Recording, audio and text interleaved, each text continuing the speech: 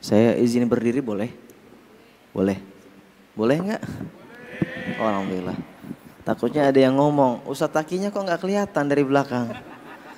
Ini saya berdiri pun kadang mana Ustadz Takinya? Ini di sini. Masya Allah, tabarakallah. Izin saya buka. A'udzubillahi minasyaitonirrajim. Bismillahirrahmanirrahim. Assalamualaikum warahmatullahi wabarakatuh. Aduh, lemes banget anak muda jawab salamnya. Saya ada pantun sedikit buat anak-anak muda yang hadir, Gen Z dan Gen Zita. Apa itu? Jika tuan menangkap balang. Mana cakepnya? Saya ulang. Jika tuan menangkap balang, jangan ditambat di tengah laman. Dari bunyi sambutan salam, nampaknya banyak yang belum makan. Betul?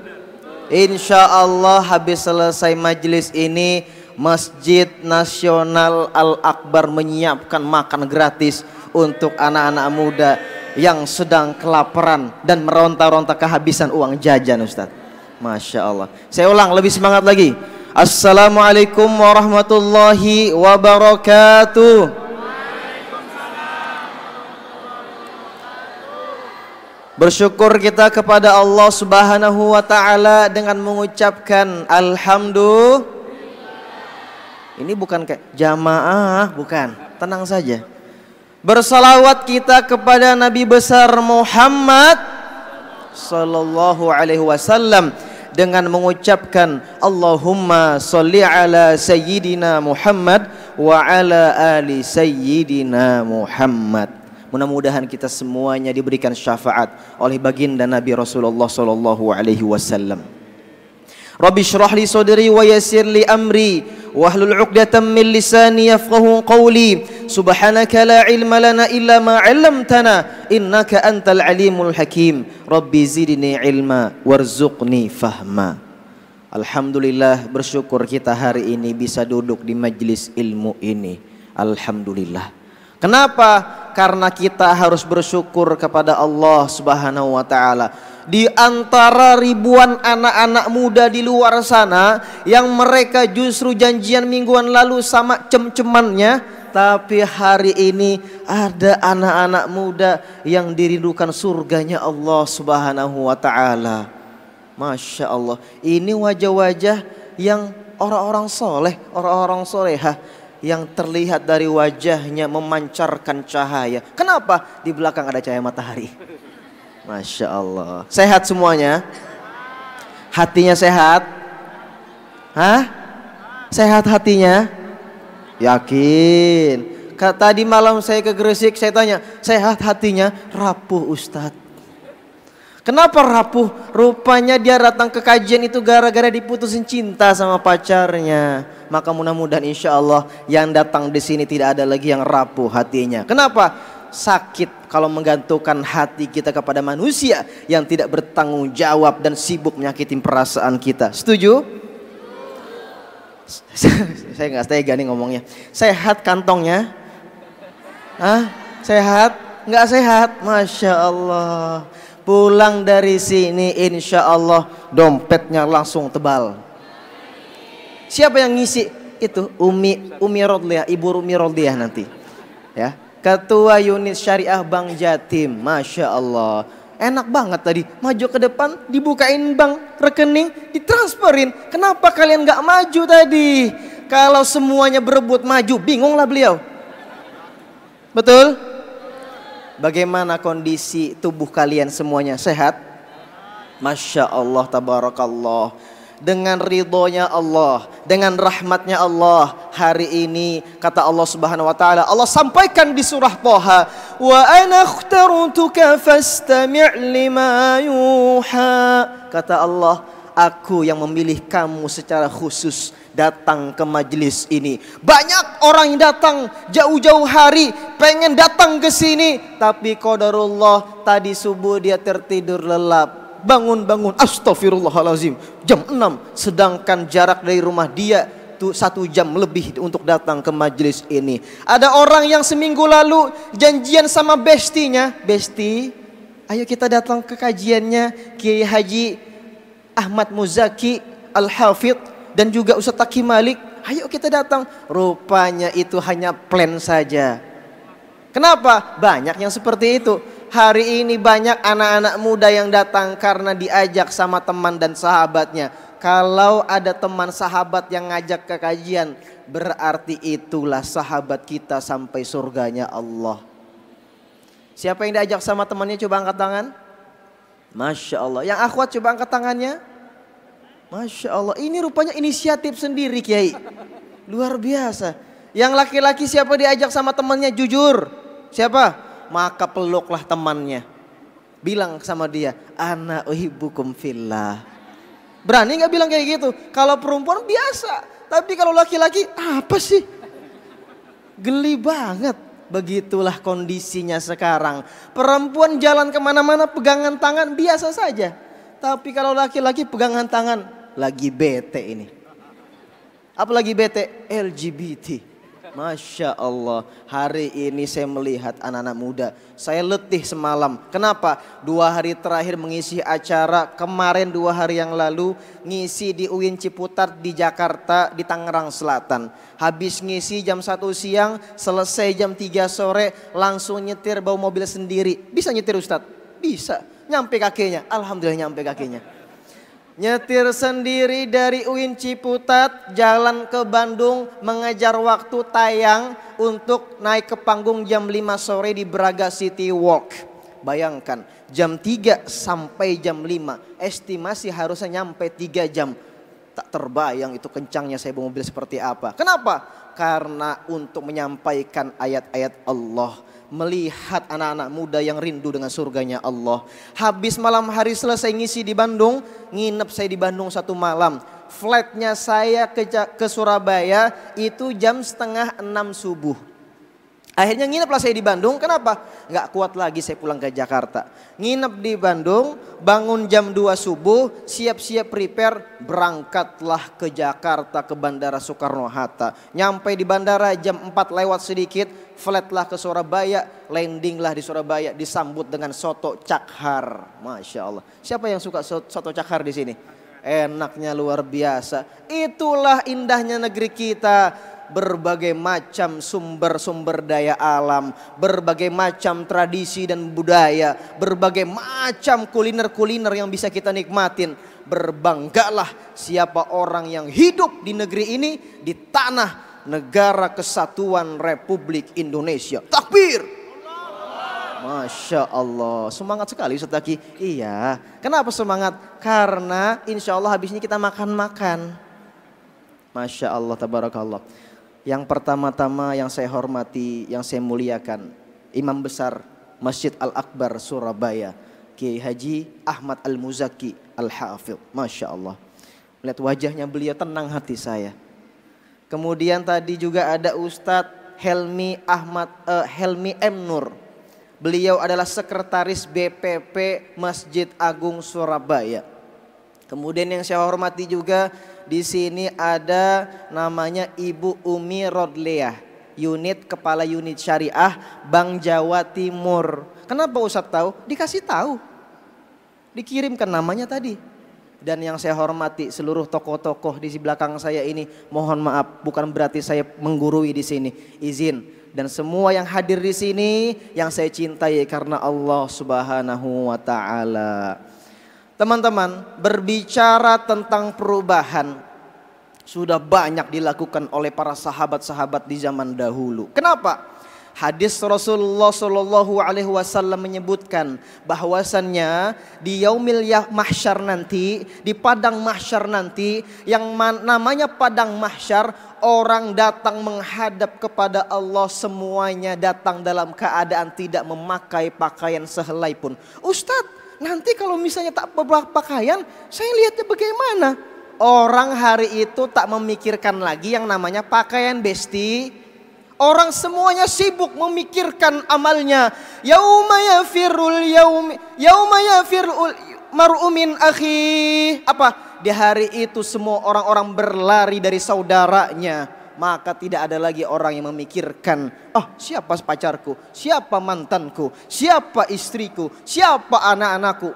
tidak ada lagi yang sibuk memikirkan kecuali sibuk memikirkan amalnya sendiri. Datang kepada Allah. Maka di hari itu akan ada orang yang kepanasan. Kenapa? Matahari diturunkan sama Allah dekat di atas kepala kita. Bahkan ada orang yang saat itu di padang mahsyar kehausan luar biasa.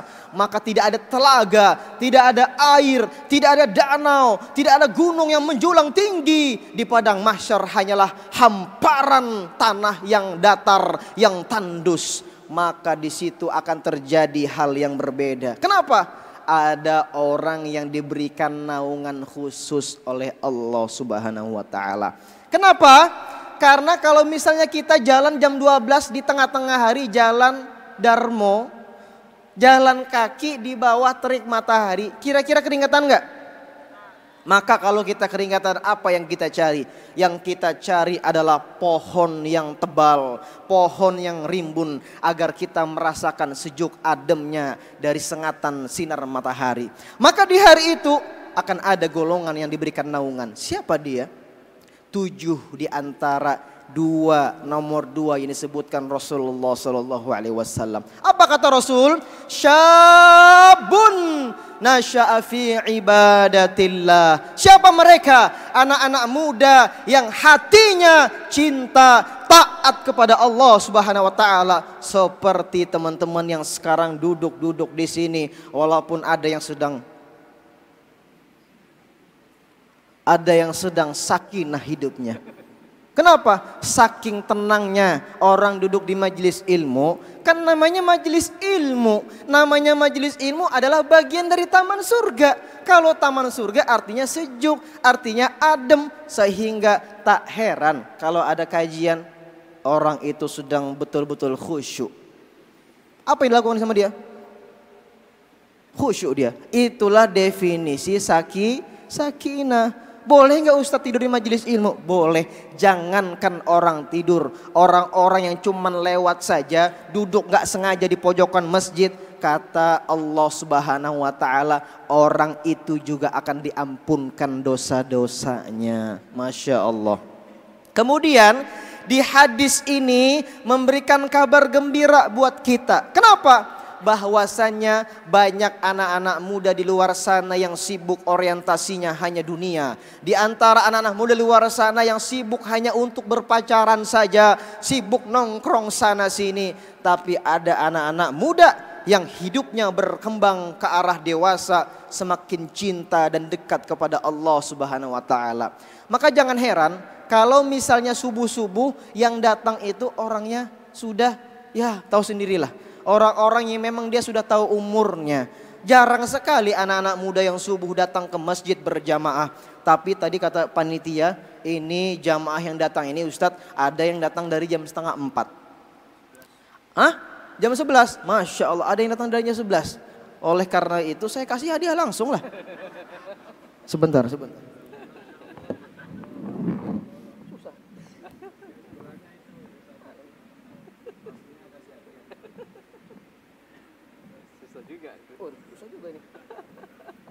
Ketebalan dompetnya, isinya nggak ada. Karena datangnya jam 11, saya kasih ongkos pulang 50.000 rupiah. Buat umroh. Insya Allah dilengkapin sama unit syariah dari Bank Jatim, insya Allah. Amin. Ada yang datang di bawah jam 11? Ada? Jam berapa? Jam 10. Nih? Ini? Ada jam 10 juga? Uang saya cukup gak ini? Cuman satu uang saya 50.000. Dapat 50.000 rupiah. Tadi angkat tangan yang pertama siapa? Coba. Buat ongkos berangkat umroh. Ya, amin insya Allah. Sebetulnya saya agak shock tadi saya. Kenapa saya shock? Karena saya datang ngeri kali. Ini anak-anak Masjid Al-Akbar hadiahnya door prize-nya BHS. Sedangkan saya dulu waktu nyantri, BHS ini adalah dewanya sarung di pondok pesantren. Ini seakan-akan tidak ada harga dirinya, dibagikan di Masjid Al-Akbar Surabaya. khusus buat kalian-kalian yang duduk di majelis ini. Takbir. Ada sarung, ada parfum. Masya Allah. Ada yang sudah dapat BHS? Belum? Habis ini nanti insya Allah. Tenang saja. Ini kita nggak PHP. Biasanya orang ngasih toples, dikiranya kongguan, isinya rengginang. Ini tenang saja. Covernya BHS, isinya juga BHS. Tenang saja. Nggak usah mikir macam-macam. Kembali ke laptop. Baik. Maka anak-anak muda yang ketika dia taat kepada Allah, itulah sejatinya pemuda yang kece dan keren. Ustadz, boleh nggak sih anak muda hobinya main skateboard? Boleh. Boleh nggak hobinya main parkur? Boleh nggak hobinya main sepedaan BMX? Boleh. Selagi ketika dia mendengar azan berkumandang, Allahu Akbar, Allahu Akbar, Allahu Akbar, Allahu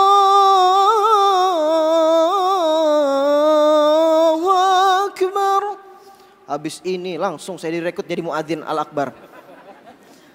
Mendengar suara azan lagi sibuk beraktivitas main skateboard, teman-temannya lagi sibuk bermain. Stop semuanya. Kenapa? Allah sedang memanggil kita. Ayo kita semuanya bergegas menuju masjid. Itulah definisi syabun. Bukan sabun ya. Syabun nasya'a fi ibadatillah. Definisi anak muda yang kece dan keren. Udah mah tampilannya keren, mainan hobinya keren, tapi dia tidak lupa dengan yang namanya ibadah. Anak muda yang keren itu seperti apa? Walaupun dia punya bisnis, walaupun dia punya usaha, lagi meeting dengan klien, azan berkumandang, stop dulu. Yang memanggil kita adalah orang yang memberi nafas kita, Allah Rabbul Alamin. Maka habis itu bergegaslah menuju masjid. Kenapa? Orang-orang yang lebih mengutamakan akhirat daripada dunianya, kata Allah. Allah sampaikan di Quran, siapa orang yang hidup di dunia tujuannya hanya untuk mencari dunia saja, keuntungan dunia saja, Allah kasih. Tapi itu hanya sebagian kecil. Tapi siapa orang yang hidup di dunia tujuannya karena akhirat, maka dia akan mendapatkan semuanya. Maka kalimat orang tua saya dulu, nak, masuk kamu pesantren, nak, kamu berjuang menghafal Quran, nak, kamu berjuang untuk membaca kitab-kitab, nak, akan kamu tahu yang namanya akhlak, nak. Suatu ketika orang tua saya mengantarkan saya ke pesantren. Usia saya waktu itu masih 11-12 tahun. Apa yang saya lakukan? Saya sampai di pesantren, orang tua saya mau pergi meninggalkan anaknya. Anak yang sudah dikandung selama 9 bulan 10 hari. Anak yang disusuin sebanyak selama 2 tahun. Anak yang dididik dari kecil, diajarkan huruf alif, diajarkan Al-Fatihah sama orang tuanya. Usia 11 tahun saya harus berpisah sama orang tua saya. Kenapa harus berpisah? Kata orang tua saya, nak, lebih baik Umi dan Abi menjaga, menahan rasa rindu berat ini luar biasa di hati Abi dan Umi. Kenapa? Lebih daripada nanti 10 tahun yang akan datang abang tak kenal dengan Allah dan Rasulullah, abang tak tahu Quran. Umi takut suatu saat nanti abang justru terjerumus dalam pergaulan bebas, terjerumus dari namanya pergaulan yang terjerat dalam narkoba. Maka meneteslah air mata orang tua saya. Saya tengok di pipinya, di air matanya itulah ada harapan besar untuk anaknya. Apa harapannya? Nak, jadi anak yang soleh, nak. Jadi anak yang berbakti sama orang tua ya, nak ya. Jadi anak yang akhlak yang bagus, anak yang taat kepada Allah, taat kepada Rasulullah, taat dan berbakti kepada orang tua, nak. Maka waktu itu saya tak berani memandang wajah orang tua saya. Tunduk kepala saya. Pergilah orang tua saya meninggalkan. Dadah nak Taki, assalamualaikum. Disitulah saya menahan air mata turun dari pipi saya. Kenapa? Saya punya adik 3. Pantang anak pertama meneteskan air mata di depan adik-adik saya. Habis itu jalan mobilnya semakin jauh. Saya tengok ke atas. Rupanya setan datang ngomong di telinga saya, ngapain kamu di pesantren? Tidak ada apa-apa di sini. Anak-anak yang lain sibuk main warnet, main PS, main layangan, main bekel, tapi kamu di sini ngapain? Akhirnya saya berlari kayak di film-film slow motion. Umi, Abi, gak jadi masuk pesantren. Tapi suara itu tidak terdengar lagi. Mobil semakin menjauh, belok ke kiri, menghilang dari pandangan mata saya. Maka saat itulah saya berlari ke dalam kamar asrama, terduduk, termenung, menangis sejadi-jadinya. Apa yang saya lakukan? Tiba-tiba datang seorang anak muda, namanya Fathan Mubina. Kenapa nangis? Saya gak bisa pisah dari orang tua. Tenang saja, kita banyak teman di sini. Ayo, hari itu memang saya bisa lepas dari tangisan. Hari kedua, hari ketiga, minggu pertama, minggu kedua, minggu ketiga, kerjaan saya cuma nangis dan menangis. Kenapa? Tidak kuat menahan rindu pisah orang tua. Orang tua saya di Banjarmasin, saya di Bogor. Jarak ribuan kilometer terpisahkan dengan lautan Jawa yang terbentang luas. Maka bagaimana cara menanyakan kabar? Diteleponlah bulan pertama sama umi saya. Saya kira yang ditanya, abang uang jajan sudah habis. Saya kira itu. Rupanya umi saya nanya, abang sudah berapa hafalan Qur'annya? Ya Allah ya Rabbi, selama sebulan saya cuma menangis saja waktu itu. Singkat cerita, mulai hari itulah saya harus bisa membuat orang tua saya bahagia. Maka bersemangat saya menghafal Quran. Sebulan hafal Quran kurang lebih setengah juz. Singkat cerita, selama setahun satu SMP hafal Quran 5 juz. Omongan orang tua saya waktu itu, kalau kamu kejar akhirat, dunia akan ikut denganmu. Dan itu terbukti. Apa itu? Kelas 1 SMP, naik kelas 2 SMP. Waktu itu lagi libur Ramadan, lagi libur bulan puasa. Maka pulanglah saya ke Banjarmasin naik pesawat. Dalam hati saya di pesawat, inilah yang saya tunggu-tunggu, naik pesawat bolak-balik. Kenapa? Dulu waktu kecil cuma lihat bisa pesawat lewat di atas genteng rumah saya. Tapi hari ini saya bisa naik pesawat. Tapi bukan itu tujuan utamanya. Tujuan utamanya pulang ke rumah nanti memberikan hadiah terindah buat orang tua. Sampai di rumah saya bilang, Umi, Abi, alhamdulillah abang sudah hafal Quran 5 juz. Menetes air mata orang tua saya. Haru, bangga. Orang tua tidak menunggu harta anaknya. Orang tua tidak menunggu kiriman transferan itu saja. Orang tua tidak menunggu, mah mau rumah yang mana. Bukan, orang tua pengen, mama alhamdulillah sekarang abang sudah hafal Quran 10 juz. Itulah yang membuat orang tua kita bangga, terharunya luar biasa. Singkat cerita, sampai di rumah saya bilang sama orang tua saya, Umi, Abi, insya Allah nanti sholat maghrib, isya dan taraweh abang yang akan menjadi imamnya. Imam di mana abang? Imam di masjid sebelah rumah. Bisa abang imam? Bisa Umi, insya Allah. Kalau begitu ambil peci, ambil gamis, wudhu di rumah, berangkat abang ke masjid. Akhirnya sampai di masjid lah waktu itu, rupanya ramai orang-orang sedang berbaris mau berbuka puasa. Saya tengok dari kejauhan, oh ini ya ketua takmir masjidnya, duduk di samping beliau, azan berkumandang, Allahu Akbar, Allahu Akbar. Minumlah air putih sebanyak 3 tegukan, 1 biji kurma. Setelah selesai saya ngomong sama ketua takmirnya, Assalamualaikum Pak. Waalaikumsalam. Kenapa dek? Kenapa nak? Bisa nggak Pak kira-kira saya jadi imam sholat maghrib, isya dan taraweh? Itu yang ngomong anak kecil usia 12 tahun. Sekarang pun sama masih kecil. Ya seginilah dulu.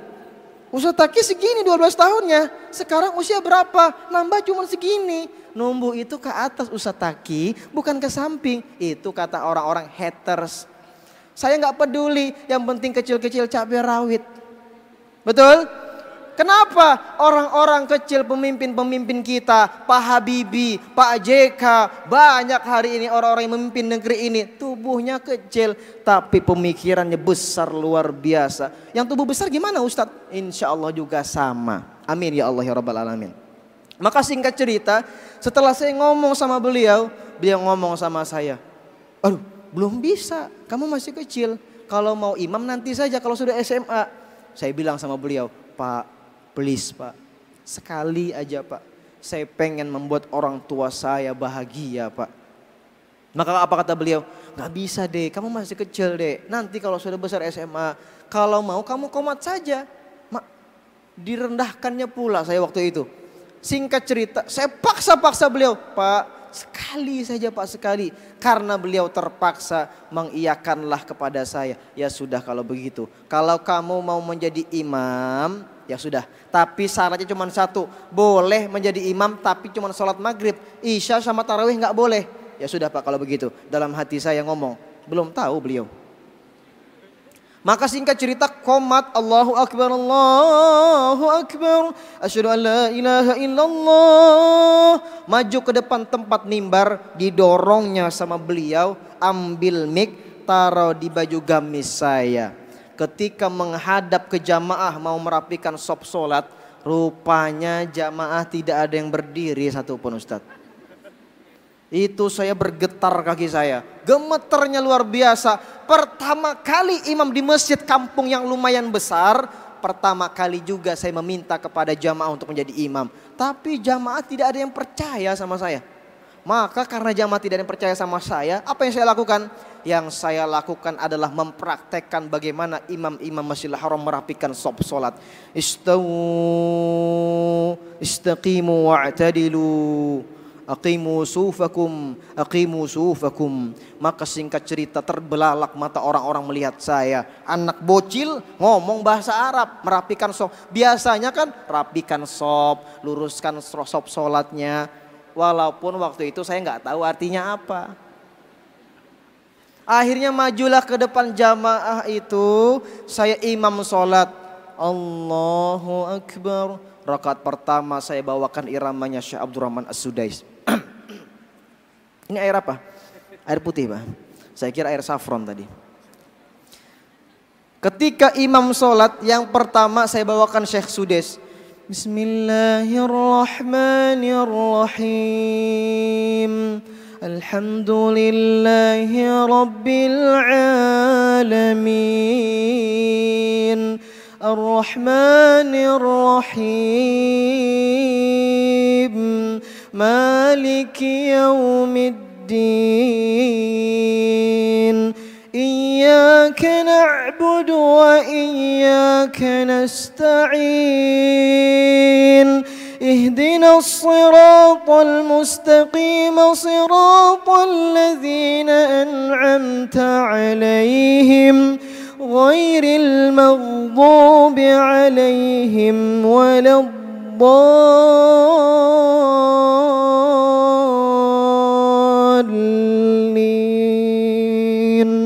Amin. Itu saya ingat betul ketika merapikan sop solat cuman satu sop saja. Ketika mendengar suara amin, aminnya ramainya luar biasa. Amin. Ramai jamaahnya ini. Akhirnya karena saya tahu ramai jamaahnya, saya bacalah satu rakaatnya itu 1,5 halaman juz 2 surah Al-Baqarah.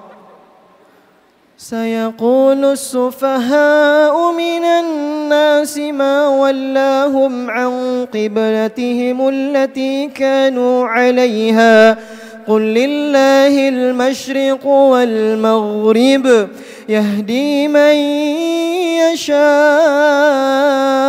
ila siratim mustaqim. Terus sampai 1,5 halaman. Di pertengahan saya membaca ayat itu, saya ngomong dalam hati, rasakan itu jamaah. Siapa suruh tak percaya sama anak bocil. Maka singkat cerita ruku sujud, naik rakaat kedua, ganti irama. Siapa namanya? Syekh Mahir Al-Muaqri. Bismillahirrahmanirrahim. Alhamdulillahi Rabbil Alamin. Ar-Rahmanir-Rahim. Kok bagus Ustadz? Ya karena sound systemnya bagus. Inilah spesialnya Masjid Nasional Al-Akbar. Masya Allah. Singkat cerita selesai saya membaca Al-Fatihah, makin ramai jamaahnya. Karena tahu saya tak ramai jamaahnya, saya panjangkan lagi ayat Qur'annya. Saya sambung 1,5 halaman lagi. Kurang lebih sholat maghrib waktu itu 20 sampai 25 menit. Biasanya sholat maghrib itu paling panjang baca kulhu sama inna. Sehari itu berbeda. Selesai sholat, salam. Biasanya kan orang imam habis sholat zikir menghadap ke jamaah. Itu kan sunnahnya Rasul. Tapi saya bilang ini kan sunnah. Nggak dilakukan nggak apa-apa. Kenapa? Saya takut diplototin sama jamaah. Akhirnya saya zikir saja menghadap ke kiblat. Astaghfirullahaladzim, astaghfirullahaladzim, astaghfirullahaladzim. Alladzi la ilaha illa huwal hayyul qayyum wa atubu ilaih. Terus berzikir saya sampai berdoa. Selesai doa saya tengok ke kanan. Belum pulang jamaah ini. Sebelah kiri belum pulang juga jamaah. Akhirnya saya memutuskan mengatur strategi. Apa strategi saya? Strategi saya adalah sholat sunnah. Sholat sunnah ba'diyah itu pun agak saya panjangkan. Kenapa? Berharap semua jamaah ini pulang dulu ke rumah mereka. Agar saya pulangnya dengan tenang dan selamat. Akhirnya selesai sholat sunnah, saya tengok ke kanan, belum juga pulang. Saya tengok jam tangan saya, 14 menit lagi azan Isya. Saya tengoklah azan Isya sebentar lagi. Perut saya belum diisi makanan. Tapi kalau saya pulang, bahaya saya didemo sama jamaah ini. Akhirnya setelah saya pikir-pikir mana yang lebih utama, kayaknya pulanglah lebih utama. Walaupun saya harus berjibaku dengan jamaah. Berdiri saya, jamaah betul. Masih banyak yang belum pulang waktu itu. Melotot melihat saya. Tatapan dengan penuh dendam luar biasa. Akhirnya berdiri jamaah itu menyalamin tangan saya. Masya Allah nak, bacaan kamu bagus. Alhamdulillah, selamat saya. Akhirnya ada jamaah lain yang ngomong, udah anak ini aja yang imam, jangan yang itu. Mulai hari itulah sampai besoknya 2-3 hari imamlah di masjid tersebut. Singkat cerita, terdengarlah berita ada anak kecil suaranya bagus bisa jadi imam. Sampai ke kampung-kampung sebelah. Datang jamaah lain itu ke masjid itu. Tiba-tiba selesai sholat tarawih dia ngomong sama saya besok harinya. Dek, bisa nggak imam di masjid saya di Masjid Ar-Rahmah di Kampung Melayu? Oh bisa pak, bisa pak. Berangkat saya ke sana, imam di sana. Hampir semua masjid di Banjarmasin sudah pernah saya imamin. Usia masih 12 tahun, hafalan Quran baru 5 juz. Itulah janjinya Rasulullah, janjinya Allah. Siapa orang yang hidupnya dekat dengan Quran, dekat dengan Allah, bukan hanya diberikan naungan di akhirat nanti, tapi hidupnya diangkat, dimuliakan sama Allah. Emang ada hadisnya Ustadz? Ada. Apa kata Rasulullah? Innallaha yarfa'u bihadzal kitabi aqwaman wa yad'u bihi akharin. Sesungguhnya Allah Subhanahu wa taala akan mengangkat derajat seseorang dengan Quran dan Allah juga akan menghinakannya. Maka kalau misalnya dapat teman yang seperti itu, ada anaknya masuk pesantren, bersyukurlah. Kenapa? Ibu-ibu harus bangga anaknya masuk ke pondok-pondok pesantren. Di tanah Jawa ini ribuan pesantren tersebar. Mulai dari pesantren Gontor, mulai dari pesantren Kerapiak, pesantren Tebu Ireng, kemudian pesantren-pesantren yang lain yang dipimpin oleh ulama-ulama sepuh kita yang punya ilmu yang tinggi. Masukkan mereka ke pesantren. Agar apa? Agar ibu-ibu punya anak selamat dan tak menyesal ketika besar nanti. Banyak orang tua sibuk nyuruh anaknya, nak masuk kamu ke dokteran nak. Salah nggak? Nggak salah. Tapi yang salah adalah terlalu sibuk mendidik anaknya dengan ilmu dunia yang tidak dibawa sampai surga nanti, yang tidak dibawa sampai ke dalam kubur nanti. Lupa mendidik anaknya dengan bacaan Quran. Lupa mendidik anaknya untuk mengenalkan Allah dan Rasulnya. Sehingga jangan heran nanti kalau misalnya anaknya tak tahu agama tapi memang sukses. Rumahnya besar, mobilnya banyak, asetnya di mana-mana. Melihat ibunya sedang terbujur kaku di rumah sakit, menghadapi sakaratul maut. Anak ini cuma bisa menangis. Mama, mama. Gak bisa ngapa-ngapain. Kenapa? Karena dia tidak tahu apa yang harus dilakukan oleh orang tua yang sedang menghadapi sakaratul maut. Tapi berbeda dengan anak yang soleh, anak yang tahu dengan agama, anak yang tahu dengan yang namanya Quran. Apa yang dilakukan? Ketika melihat ibunya sedang menghadapi sakaratul maut, dibisikin di telinga ibunya, "Mama, ikutin abang ya Maya, ikutin aku ya Maya. La ilaha illallah Muhammadur Rasulullah." Mamahnya mengikutin ucapan anaknya, talqin la ilaha illallah, menghadap kepada Allah dalam keadaan hati yang lapang, hati yang senang. Kenapa? Janjinya Rasulullah, siapa orang yang meninggal dunianya di hujung akhir hayatnya sempat mengucapkan kalimat la ilaha illallah, maka surga jaminan baginya. Itulah anak yang soleh, anak yang berbakti. Ustadz, kalau misalnya anaknya penyanyi gimana Ustadz? Melihat ibunya sedang menghadapi sakaratul maut, nyanyi dia rupanya. Terangkanlah. Begitulah kita punya anak. Kalau kita pengen punya anak yang soleh, masukkan mereka semua ke pesantren. Kemudian, ini berapa menit lagi nih Ustaz? 5 menit? 5 menit lagi, oke. Ini lanjut apa enggak nih? Lanjut, Masya Allah. Masih semangat? Masih semangat. Semangat lah, ada sarapan habis ini. Insya Allah teman-teman semuanya, siapa orang yang hadir di sini, pokoknya anak-anak muda, memang ada yang nanya sama saya, Ustadz, memang ada panutan-panutan yang bisa kita ambil inspirasi kehidupan mereka ketika masa muda? Banyak teman-teman. Di Quran itu berbagai macam nabi, mulai Nabi Yusuf, mulai Nabi Yahya, mulai Nabi Musa, Rasulullah, semuanya adalah anak-anak muda di masa remajanya yang memberikan impact positif kepada orang banyak. Siapa yang paling kelihatan? Nabi Yusuf alaihissalam. Ceritanya sampai disebutkan langsung di dalam Al-Quran. Bahkan dikhususkan dibuatkan surah namanya surah Yusuf. Kenapa Nabi Yusuf? Nabi Yusuf itu paling ganteng. Parasnya menawannya luar biasa. Sehingga kalau misalnya ada anak-anak muda di sini yang merasa paling ganteng, bos, kalian tidak ada apa-apanya sama Nabi Yusuf. Kenapa? Nabi Yusuf itu kalau dia lewat di depan perempuan, perempuan dikasih pisau kepadanya, dia tak terasa sedang mengiris-ngiris jarinya. Kenapa? Kagum melihat kegantengan yang menawan di pancaran wajahnya Nabi Yusuf. Sekarang saya tanya, kalau ada yang merasa paling ganteng di sini, coba saja suruh lewat depan perempuan, kasih saja jarum pentul, lewat kalian. Suruh tusuk jarum pentul itu ke jarinya. Kira-kira sakit gak? Sakit gak? Kalau sakit berarti belum ganteng. Apalagi misalnya, Ustadz, saya tusuk jarum ke jari saya berdarah Ustadz. Habis berdarah infeksi lagi Ustadz. Itu berarti gantengnya masih jauh di bawah standar. Maka kalau kita melihat hari ini ada orang yang bilang cowok terganteng di TikTok. Itu belum ada apa-apanya bos. Perempuan ini ngeliat laki-laki ganteng, Haliminho, oh aku gak kuat, ganteng banget. Melihat hanya dari parasnya. Pesan saya buat anak-anak muda, ketika nanti menikah, jangan pernah hanya melihat yang namanya pancaran wajahnya saja. Jangan hanya melihat karena fisiknya saja, tapi lihatlah karena iman dan takwanya. Laki-laki ini memang pilih-pilih. Kalau urusan masalah perempuan dia pilih yang cantik. Tapi kalau perempuan ini dia tak pilih-pilih. Perempuan ini dia hari ini hanya sibuk mencari mana yang bisa menjadi imam terbaik buat dia. Saya tanya, kenapa kamu seperti itu? Saya bosan Ustadz.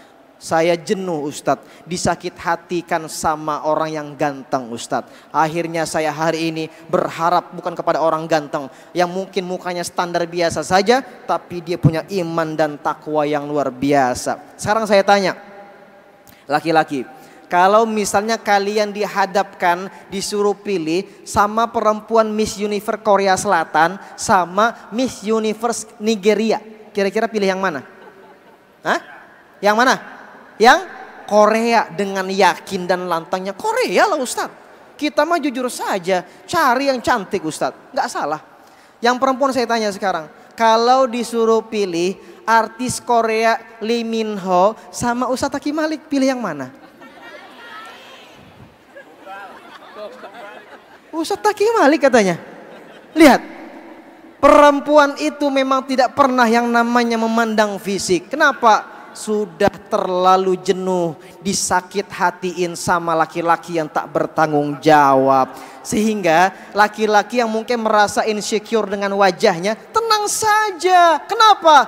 Perempuan-perempuan yang hadir ini pengen menikah sama kalian bukan karena tampang kalian, tapi karena iman dan takwa kalian semuanya. Siapa yang mencontohkan ini? Yang mencontohkan adalah sahabat Rasulullah Sayyidina Umar bin Khattab radhiyallahu anhu. Kenapa? Suatu ketika sahabat Rasulullah Umar bin Khattab sudah menjadi khalifah. Suatu ketika berjalan di suatu kampung bersama pengawalnya, duduklah di depan teras rumah orang. Yang rumah orang itu dibatasin cuman dindingnya hanya dengan pelepah kurma. Sehingga ketika Umar duduk, terdengar suara obrolan di dalam rumah. Apa obrolannya?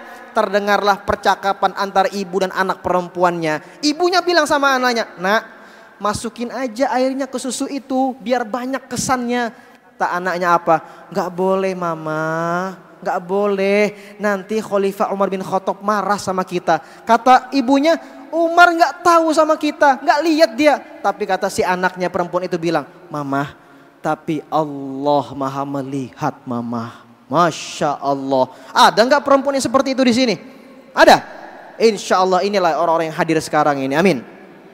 Maka Umar bin Khattab mendengar percakapan anak tersebut kepada ibunya. Umar bilang kepada pengawalnya, "Tandain rumah ini." Kenapa? Pulang Umar dikumpulin semua anak-anaknya. Siapa yang belum menikah di sini? Yang belum menikah, saya punya calon buat kalian. Maka angkat tanganlah yang namanya Asim. "Saya ayah." "Baik, ikut sama saya." Akhirnya tak lama waktu itu diperlihatkanlah perempuan itu, dipanggil perempuan itu. Mana perempuannya? Ini. Maka menikahlah langsung. Asim menikah dengan perempuan itu tanpa melihat wajahnya, tanpa mendengar suaranya, tanpa tahu akhlaknya seperti apa. Tapi karena iman dan takwa, modal kalimat Umar mendengar percakapan ibu dan anak, karena Allah maha melihat. Artinya pernikahan kalau dirajut karena agama, iman dan takwa, insya Allah menjadi rumah tangga yang sakinah, mawaddah, rahmah. Amin, amin ya Allah ya Rabbal Alamin. Habis dari sini langsung pada mau nikah semuanya. Ini istri saya cantik kan? Masya Allah, tabarakallah. Saya dulu memang punya impian pengen punya istri yang wajahnya kayak Arab-Arab. Kenapa Ustadz? Ingin memperbaiki keturunan. Lihat, Masya Allah, wajahnya bercahaya. Kenapa? Kena sinar matahari. Kenapa saya ajak istri dan umi saya kemana-mana? Karena istri saya lah yang menyemangatin suaminya ketika letih dan lelah. Saya selesai dakwah keliling 3 titik, 2 titik di satu kota, sampai di hotel melihat wajah sumringah istri, hilang capeknya saya. Maka suatu ketika dakwah di Bandung, saya naik motor dengan angin yang begitu kencang menebus tubuh saya. Tapi karena ada istri di belakang saya, dia peluk tubuh saya dengan kasih sayang dan hati yang luar biasa. Maka hilanglah angin tersebut, seakan-akan saya sedang berada di taman-taman surganya Allah. Itulah nikmatnya nikah, bos. Jangan pacaran mulu. Kalau misalnya ada orang punya pasangan, punya pacar, saran saya putusin aja. Kenapa putusin aja? Daripada kalian menjaga jodoh orang, daripada kalian bertahun-tahun cuman menjaga hatinya orang, ujung-ujungnya menikah sama orang lain, ngapain? Lebih baik bilang sama orang itu, "Kamu sayang sama aku." "Sayang banget." "Kalau kamu sayang sama aku, datanglah ke orang tuaku." "Ngapain?" "Nikahin aku secepatnya." "Nanti dululah, aku mau nyari kerjaan dulu, aku kuliah dulu." Itulah alasan orang laki-laki yang tak gentle. Kalau laki-laki gentle, "Datang, mana mertuamu?" "Aku datang." Rupanya nyampe di rumah, mertuanya punya kumis tebal. Dilihat, mak, ngeper dia langsung. Pas sampai di rumah, "Mau ngapain kamu?" "Saya mau melamar." Bergetar mulutnya, tapi anak yang baik, anak yang punya kemauan, anak yang pengen membangun rumah tangga yang baik, dia bilang sama mertuanya, "Pak, izinkan saya menikahin anak bapak." "Kenapa?" "Karena saya cinta sama dia, Pak." Bismillah Pak. Walaupun saya tidak punya pekerjaan, tapi insya Allah saya adalah laki-laki yang bertanggung jawab untuk anak Bapak. Kamu bisa baca Quran? Jangankan baca Pak, hafal Quran saya. Nah inilah yang saya mau. Coba bacakan surah Ar-Rahman. Baik Pak. A'udzu billahi minasy syaithanir rajim. Bismillahirrahmanirrahim. Ar-Rahman 'allamal Qur'an khalaqal insan 'allamahul bayan. Besok langsung akad nikah. Nggak pakai lama. Kenapa? Orang tua pengen punya menantu yang dia cinta, tahu dengan agama, hafal Quran insya Allah. Baik teman-teman semuanya, sebelum habis ini insya Allah kita akan langsung kepada sesi tanya dan jawab ya. Insya Allah. Barakallahu fikum. Makasih. Alhamdulillah. Allahumma sholli ala Muhammad. Luar biasa tadi yang disampaikan oleh Ustadz Taki Malik, sangat menginspirasi kita semua untuk menjadi generasi muda yang membawa perubahan. Langsung saja sudah tersedia souvenir menarik dari Bank Jatim Syariah. Dipersilakan para sobat Gen Z dan Gen Zita yang ingin bertanya, tentu banyak sekali. Dan mohon dengan sangat singkat pertanyaannya, jangan panjang-panjang, sebutkan nama dari mana dan langsung pertanyaannya. Mohon dibantu untuk mikrofonnya. Baik, yang pertama saya persilakan yang pakai kacamata.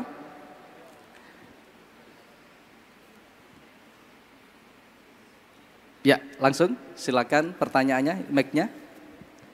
Nama dari mana dan pertanyaannya singkat ya. Ya.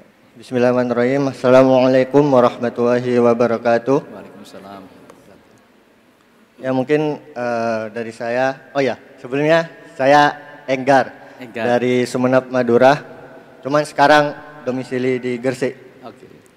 Mungkin dari saya bagaimana kita mensiasati kebahagiaan.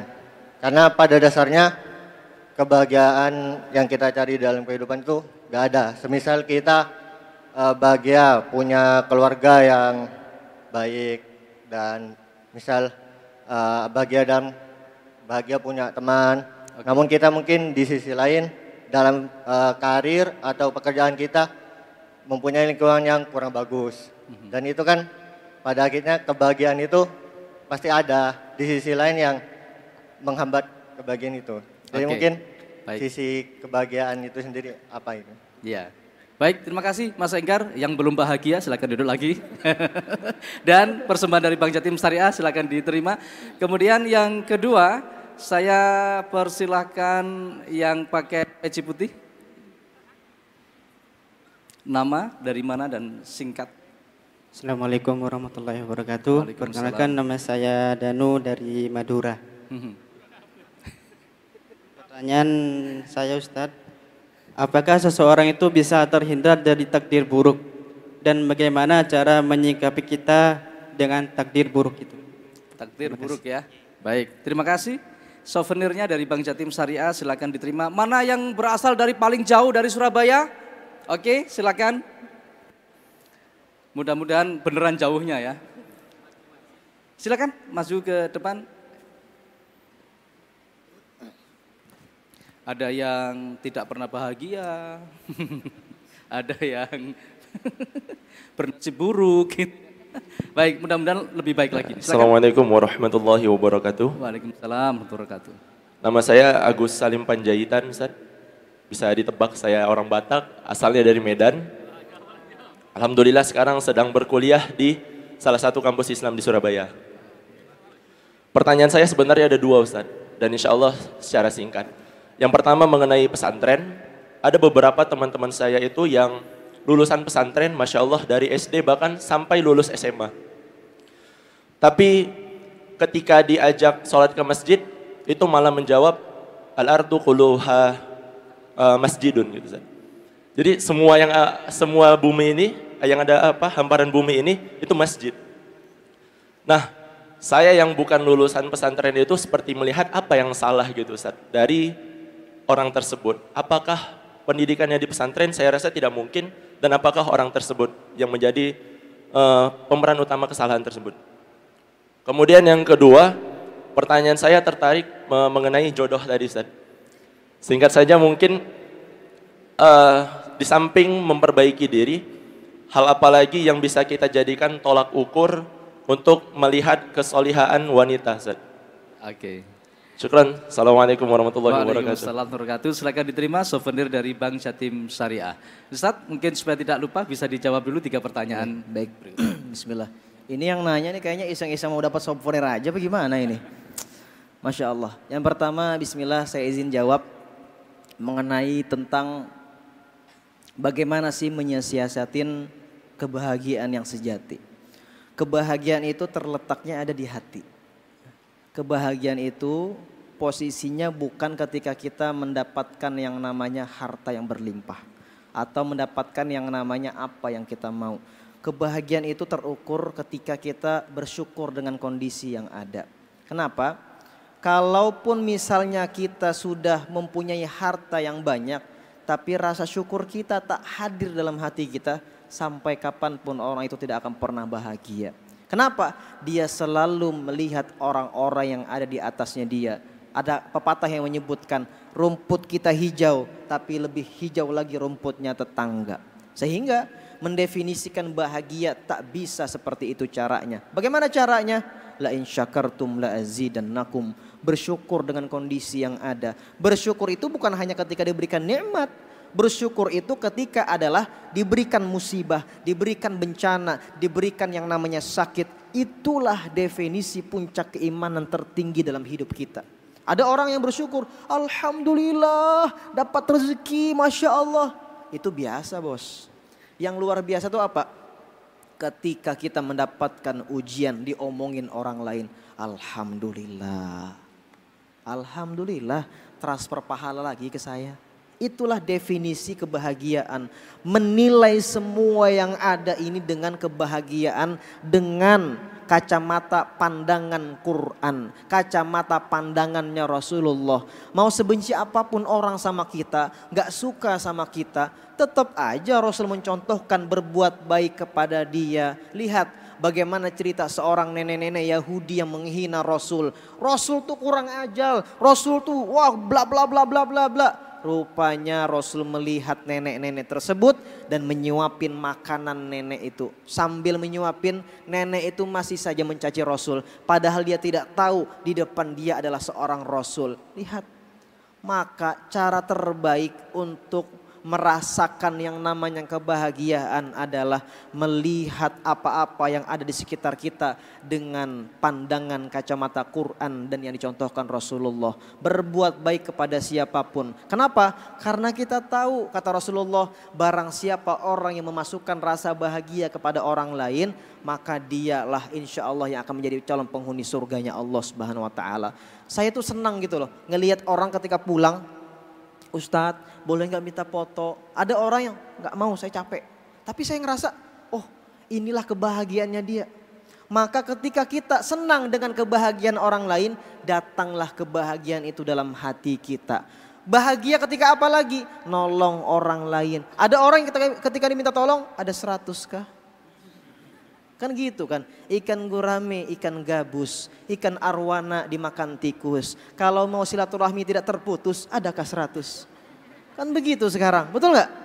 Orang yang merasa ketika diminta tolongin, ketika tahu ada orang yang butuh sama kita, kasihlah. Kenapa? Kebahagiaan kita ketika kita bisa menolong orang lain. Maka kuncinya apa? Bersyukur dengan kondisi apapun. Wallahu a'lam bishawab. Kemudian pertanyaan yang kedua tentang bagaimana menjauhkan takdir dari takdir buruk. Rasulullah mengajarkan kepada kita yang namanya zikir. Kenapa? Zikir itu sejatinya bukan hanya untuk menaikkan derajat di sisi Allah. Zikir itu tujuannya bukan hanya untuk dimuliakan Allah, tapi sejatinya zikir itulah yang menjauhkan kita dari macam bahaya. Makanya ada yang menyebutkan bacalah azkarus sabah, baca namanya azkarul masa. Kenapa? Di dalam zikir pagi dan petang itulah kita berlindung kepada Allah dari yang namanya takdir tak baik. Rasul mengajarkan kepada kita, apa itu? Bismillahilladzi la yadurru ma'asmihi syai'un fil ardi wala fis sama wa huwas samiul alim. Maka saya teringat dengan kalimat ini. Suatu ketika Khalid bin Walid masuk Islam. Khalid bin Walid ini saking cintanya dia sama Islam, dulunya dia adalah panglima perang yang melawan Islam waktu itu. Tapi dia mendapatkan hidayah, masuk Islam, belajar Quran luar biasa sehingga Quran tertanam dalam dirinya. Suatu ketika Khalid bin Walid datang ke suatu negara di Persia, menghadap dengan raja yang mana raja itu bilang kepada Khalid, "Wahai Khalid, aku sedang memegang di tanganku adalah racun yang paling berbahaya di dunia. Kalau kamu meminum racun ini, maka kamu pasti akan mati." Kata Khalid ketawa, "Itu mah kecil." Kenapa? Karena Khalid tahu yang menentukan matinya dia bukan racun itu. Yang menentukan mati adalah Allah Subhanahu wa ta'ala. Sehingga Khalid bilang, "Sini minumannya biar saya minum." Ketika dilihat minumannya, dia baca doa. Apa doanya? Bismillahilladzi la yadurru ma'asmihi syai'un fil ardi wala fis sama' wa huwas samiul alim. Diminum sama dia sampai habis tak tersisa. Raja itu bingung melihat Khalid bin Walid. Rupanya tak mati-mati dia. Kenapa? Karena hakul yakinnya dia kepada Allah. Maka apa hikmahnya? Kalau kita berzikir, kalau kita meminta tolong sama Allah, dijauhkan dari yang namanya mara bahaya, takdir yang tak baik, yakinlah kepada Allah bahwasannya Allah pasti akan menjaga kita. Kuncinya ada di hati. Kemudian lanjut pertanyaan yang tadi. Bagaimana melihat kondisi anak-anak pesantren yang dia dari SMP sampai SMA di pesantren, tapi pas lulus ketika diajak sholat justru bilang kalau ternyata dunia bumi ini semuanya masjidnya Allah. Artinya apa? Mereka banyak yang mungkin menunda-nunda sholat. Sebetulnya bukan salah pesantrennya, yang salah adalah oknum dari pribadi masing-masing. Jangan kita kira orang di pesantren itu soleh semua, enggak. Jangan kita kira orang yang sholat di Masjidil Haram itu baik semua. Enggak. Orang yang sholat di Masjidil Haram, orang-orang yang berdagang di situ masih banyak kok yang curang. Masih banyak kok mereka-mereka yang mengadakan yang namanya kecurangan di dalam berdagang. Maka jangan kita kira, oh pesantren itu anaknya harus soleh semua. Tidak bisa. Kita hidup dalam simulasi dunia di mana dunia ini diisi dengan orang yang baik dan jahat. Ada orang yang dermawan, ada orang yang pelit, ada orang yang kikir, ada orang yang baik, ada orang yang peduli, ada orang yang tidak peduli. Maka seperti itulah simulasi hidup di pesantren. Kata guru saya, pesantren itu ibarat simulasi kita hidup bernegara di Indonesia. Kenapa? Ada kepalanya. Siapa dia? Mudir pesantrennya, mudirul ma'hadnya. Siapa bendaharanya? Menteri keuangannya. Siapa orang-orang ininya? Santri-santri adalah rakyat-rakyatnya. Maka jangan pernah kita pikir pesantren itu lulus semuanya baik. Tapi besar kemungkinannya orang di pesantren itu minimal dia punya benteng pertahanan dalam hatinya. Walaupun ketika di lulus pesantren dia bergaul sama teman-teman yang lain, dia masuk ke kampus-kampus yang tidak sama habitnya sama budaya pesantren, setidaknya sejauh-jauhnya anak pesantren bergaul, dia akan tahu balik kemana tempat yang cocok buat dia, yaitu ke rumahnya Allah Subhanahu wa ta'ala. Saya banyak menemukan teman-teman alumni pesantren, mungkin mereka banyak yang tersesat, mungkin banyak di antara mereka yang justru pergaulannya tak beres, tapi ujung-ujungnya mereka juga pasti balik kok. Kemana? Balik ke guru-gurunya, curhat mereka, menangis mereka. Ustadz, saya minta maaf Ustadz. Setelah lulus pesantren saya hafal Quran 30 juz. Sekarang enggak hafal sama sekali Ustadz. Begitulah kondisinya sekarang. Maka bagaimana cara merawat itu semuanya? Menjaga itu semuanya. Carilah teman yang baik, teman yang sefrekuensi. Almar'u ma'aman ahabba, kata Rasulullah. Seseorang itu akan dikumpulkan bersama dengan orang dicintainya. Maka tadi saya bilang, siapa orang yang datang ke kajian ini tujuannya diajak temannya, sahabatnya. Dia tahu ayat Qur'annya disampaikan Allah. Al-akhillau yawmadzin ba'duhum li ba'din adun illal muttaqin. Di akhirat nanti akan ada orang yang dia bersahabat di dunia, di akhirat justru dia saling bermusuh-musuhan satu sama lain. Kenapa bermusuhan? Bertemannya bukan karena Allah, bertemannya karena kepentingan, bertemannya justru membuat lalai kepada Allah. Tapi ada orang yang justru di akhirat nanti dia bersahabat. Siapa dia? Ketika dia bersahabat di dunia, karena mengikat, merajut tali cintanya kepada Allah sehingga dijaga sama Allah. Poinnya itu, pesantren tidak menjamin orang-orang semuanya adalah orang-orang yang baik. Setidaknya minimal benteng pertahanan dalam dirinya tertanam dalam jiwanya. Kemudian yang kedua, bagaimana tadi pertanyaan kalau misalnya kita mau menikah, mau mencari perempuan, mau men-screening kesolihan standar seorang perempuan. Maka pesan saya adalah, kalau di antara kita hari ini sibuk mencari pasangan, saran saya sibuklah menjadi yang terbaik. Kenapa? Kalau kita sibuk menjadi terbaik, maka Allah pasti akan datangkan jodoh yang sesuai dengan kompetensi kita, kualitas diri kita.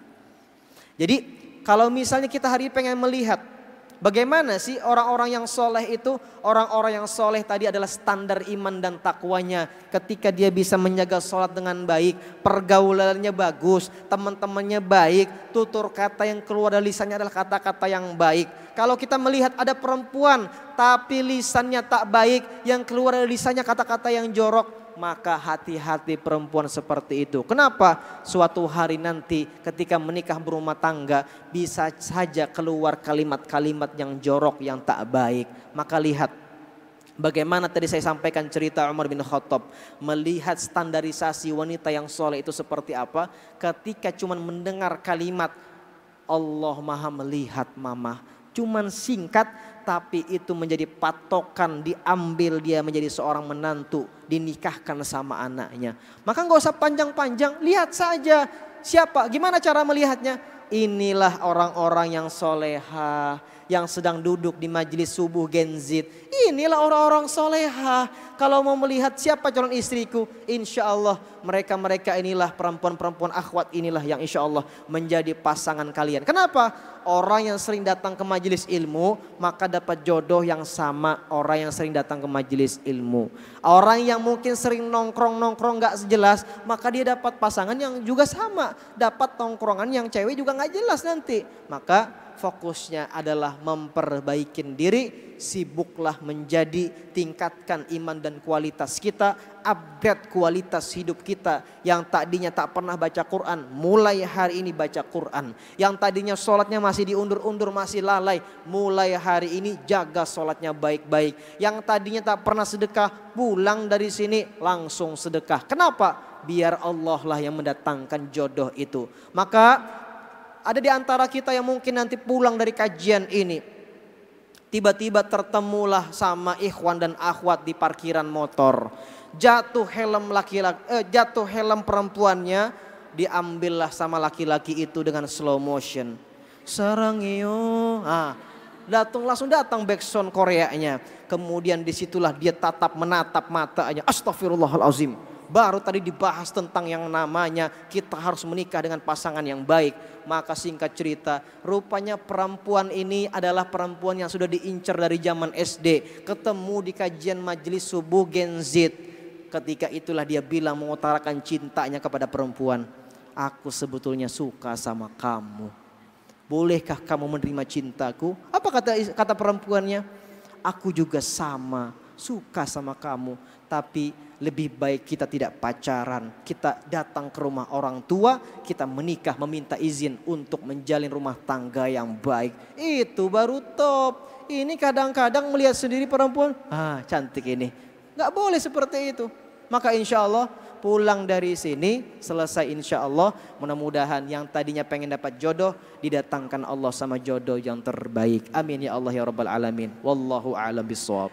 Alhamdulillahirabbil alamin. Allahumma shalli ala Muhammad. Nah, kalau bicara yang akhwat, saya yakin yang bertanya akan lebih banyak lagi. Siapa yang mau bertanya dari akhwat? Masya Allah.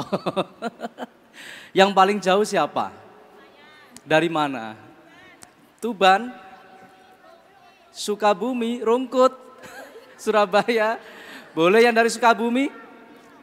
Satu saja yang akhwat karena waktu kita sudah sangat terbatas, jam 7 kita harus selesai karena ada acara selanjutnya.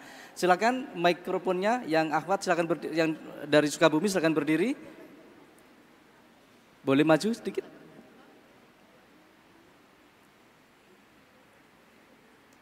Nama? asal dan pertanyaannya secara singkat diterima dulu. Souvenir dari Bank Jatim Syariah. Silakan. Ya. Assalamualaikum warahmatullahi wabarakatuh. Waalaikumsalam warahmatullahi wabarakatuh. Perkenalkan, saya Tessa dari Sukabumi dan sedang kuliah di Surabaya. Ustadz, pertanyaannya, hati kita kan nggak bisa memilih ya Ustadz ya, kalau mengagumi seseorang.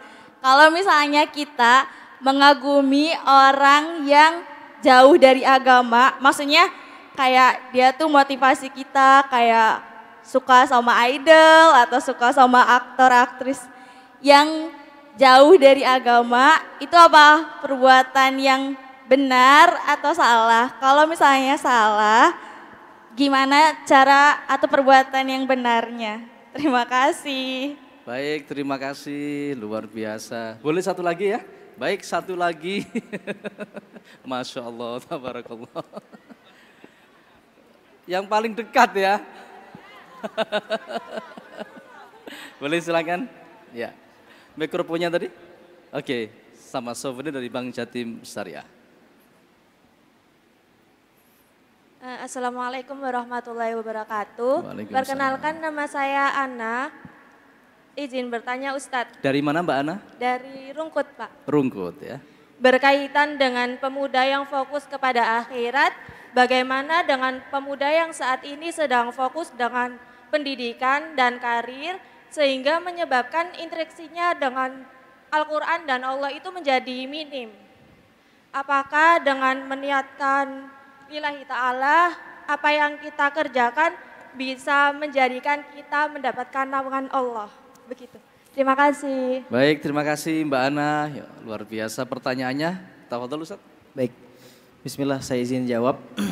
Tadi mengenai pertanyaan, apa tadi saya agak ini tadi pertanyaannya Ustaz. Yang pertama tadi mengagumi seseorang yang jauh. Oke, ya.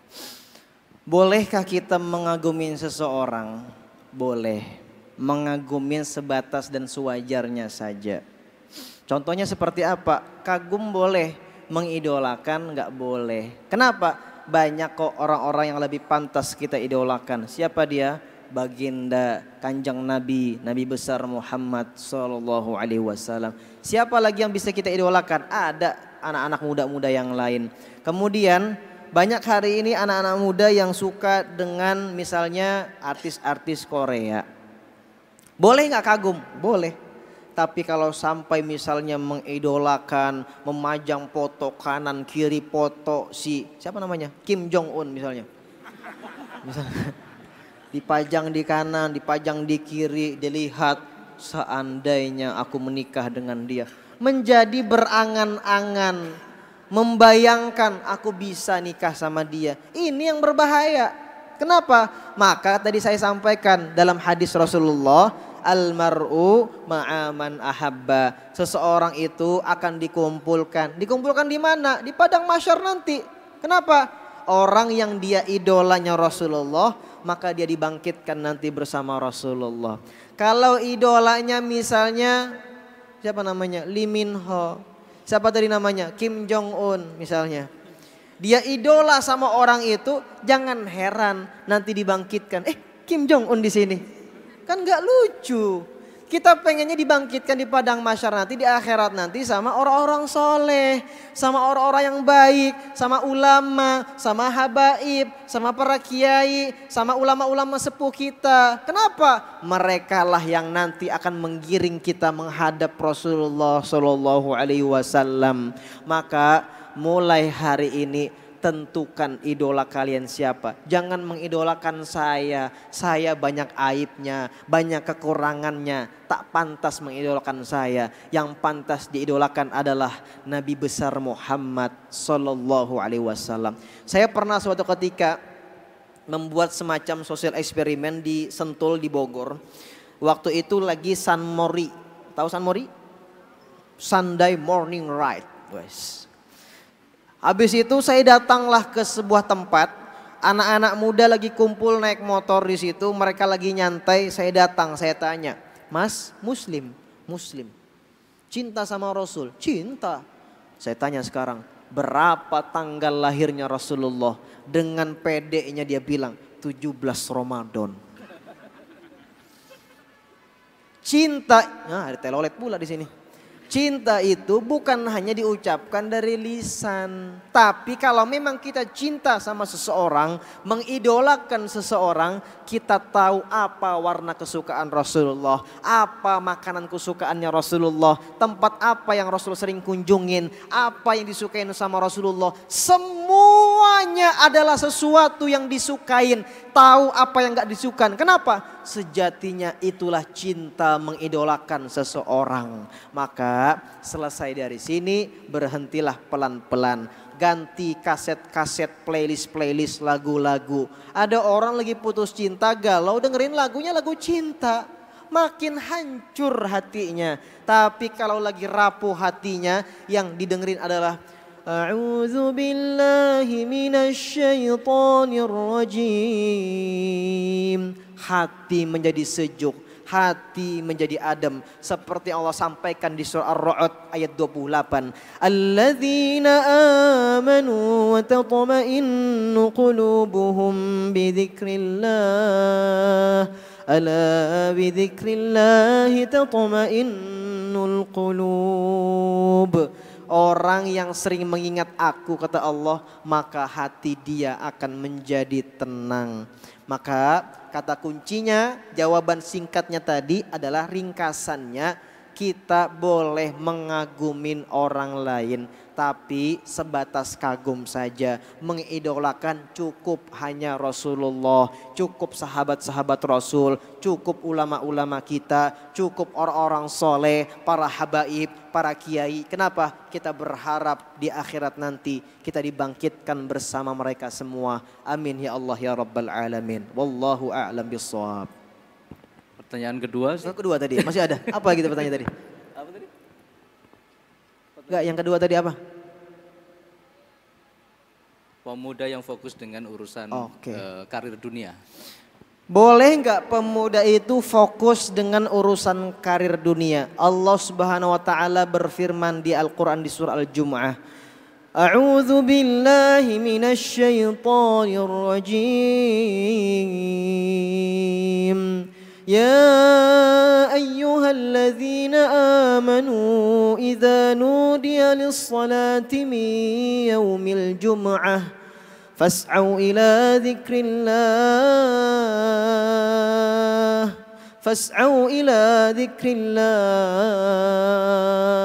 Di ayat ini Allah menyampaikan fas'au ila dzikrillah. Yang pertama, kewajiban kita sebagai pemuda-pemudi muslim, pemuda-pemudi mukmin yang beriman kepada Allah adalah was'au ila dzikrillah. Apa arti was'au? Tahu sa'i? Tahu sa'i ketika umroh sa'i tahu? Sa'i itu artinya berjalan, bergegas menuju kepada Allah. Maka was'au, bergegaslah balik kepada Allah. Boleh enggak? Artinya apa? Ayat ini menjelaskan tentang karakter hidup kita. Tujuan kita yang utama adalah untuk akhirat. Maka ayat selanjutnya apa? Wabtaghu min fadlillah. Maka kamu keluarlah setelah kamu idza qudiyatis sholatu fantashiru fil ardi, kata Allah, wabtaghu min fadlillah. Setelah kamu selesai sholat, selesai beribadah, bertebaranlah kamu ke muka bumi ini. Untuk ngapain? Untuk berkarir, untuk berbisnis, untuk bekerja, untuk berdagang. Allah tidak melarang hambanya, cuman orientasinya lebih besar, tujuannya untuk akhirat. Kenapa? Kalau kita kejar akhirat, dunia akan ngikut dengan kita. Tapi kalau kita kejar dunia, akhirat melayang dalam kehidupan kita. Maka apa yang disampaikan umi saya, orang tua saya zaman dulu ketika itu, kalau kamu kejar akhirat, nak, dunia akan ngikut. Buktinya sekarang saya yang merasakan langsung. Saya nggak pernah belajar namanya manajemen bisnis, nggak pernah kuliah namanya di ekonomi, nggak pernah kuliah yang namanya bidang keuangan, nggak pernah saya. Tapi alhamdulillah hari ini 2017 saya bikin bisnis, bikin perusahaan. Hari inilah yang menghidupin pondok saya Malikal Mulki di Bogor, yang menghidupin santri-santri saya, masjid yang menyediakan program makan-makan siang dan malam hari, masjid yang menyediakan wifi 150 Mbps. Akhirnya banyak mahasiswa yang datang berbondong-bondong. Saya tanya, kenapa kamu ke masjid sering ke sini? Hehe, mengurangin uang jajan Ustadz, alhamdulillah. Kenapa? Karena mahasiswa biasanya makannya Indomie. Mereka nyetok di kos-kosan numpuk, maka hadirnya masjid seperti yang diadakan oleh Al-Akbar hari ini menjadi solusi untuk umat. Maka saya bangun bisnis 2017 sampai hari ini 2023 punya 2 perusahaan, PT Berkah Abadi 4 bersaudara, PT Takican Group Indonesia. Alhamdulillah sampai hari ini dijaga sama Allah, dibesarkan sama Allah. Gak pernah saya belajar bisnis, gak pernah saya namanya belajar manajemen bisnis, tapi Allah langsung yang mengajarkan saya, Allah langsung yang membimbing saya. Maka hari ini teman-teman semuanya, kalau kita terlalu sibuk mengejar dunia, yang ada capek, letih kita. Letihnya luar biasa, maka sibuklah kita mengajar Allah Subhanahu wa taala. Hari ini ketika saya sibuk membangun pondok, membangun masjid di Bogor, hari ini justru dunia berdatangan dalam keadaan hina di kaki saya. Motor mana yang tak datang ke rumah saya? Semua motor datang ke rumah saya. Mobil mana yang tak mau dipinjamin kepada saya? Setiap saya landing di kota, Ustadz mau mobil apa? Mau Ferrari, mau Lamborghini. Saya bilang, Xenia aja lah. Kenapa? Takut saya nanti ujub berbesar hati. Di depan rumah saya ada motor R1M 1000 cc, harganya 800 juta. Didatangin sama orang, Ustadz pakai aja Ustadz motornya Ustadz. Saya nggak perlu beli. Banyak orang sibuk nabung buat beli motor. Datang sendiri ke rumah saya. Banyak orang pengen punya motor H2R. Tahu H2R? Tahu? Tahu? Itu motor, kata anak motor, dewanya anak motor. Kenapa? Kecepatannya menembus sampai 450 km per jam. 100 km itu cuma 2 detik. Kebayang gak itu kencangnya gimana? Jadi kalau saya kajian mengejar waktu, pakai itu saya. Kenapa? Cepat sampainya. Itu motor terparkir di depan rumah saya. Apa kata orang? Pakai aja Ustadz. Saya nggak perlu nabung, saya nggak perlu beli. Dunia datang dalam keadaan hina. Itu motor terparkir di samping WC, berjajar dengan motor Beat. Ustadz jangan hina motor Beat ya Ustadz ya. Ora Beat, ora sweet. Kan gitu anak muda zaman sekarang. Ada aja alasannya dia. Maka dunia datang dalam keadaan hina. Datang orang ke rumah saya, Ustadz apa yang bisa saya bantu Ustadz? Apa yang bisa saya support Ustadz? Ayo kita bersinergi Ustadz. Allah datangkan dunia datang dalam keadaan hina. Bahkan kita menolak, jangan, gak usah. Itulah definisi mengejar yang namanya akhirat. Kenapa? Tanamlah padi maka rumput akan tumbuh. Jangan pernah engkau tanam rumput karena padi tidak akan pernah tumbuh. Kejar akhirat, kejar Allah, kejar Rasulmu. Maka dunia datang dalam keadaan hina. Jangan kau pernah kejar yang namanya dunia karena yang namanya akhirat tidak akan pernah datang. Bahkan melayang dalam kehidupanmu. Wallahu a'lam bishawab. Alhamdulillah. Allahumma shalli ala Muhammad. Masya Allah, tabarakallah. Sebenarnya kita ingin berlama-lama dengan Ustadz Taki Malik ya. Rasanya kalau tadi saya hitung mungkin lebih dari 1000 yang ingin bertanya tadi. Mungkin lewat media sosial ada Ustadz ya? Ada, nanti silakan barangkali ingin untuk bertanya lebih lanjut bisa melalui media sosial beliau. Sobat Genzi dan Genzita, kita sudah di akhir sesi di episode ke-5 ini. Nantikan MSG di bulan November. Tunggu posternya di media sosial Masjid Nasional Al-Akbar Surabaya. Kita akan berjumpa lagi minggu pertama biasanya di setiap bulannya. Untuk mengakhiri episode kita pada pagi ini, mari kita bermunajat, berdoa bersama yang akan dipimpin oleh Al-Ustadz Taki Malik agar kita semua hajat-hajat kita diijabah Allah Subhanahu wa taala. Kepada Ustadz Taki Malik kami persilakan. Baik. Sebelum kita berdoa, memohon hajat kita, memohon ampun kita kepada Allah Subhanahu wa taala, saya minta semuanya tundukkan hati, tundukkan rasa ego kita, hilangkan rasa besar jiwanya kita, merasa hebatnya kita, merasa mampunya kita, merasa berjasanya dalam hidup kita, hilangkan itu semuanya.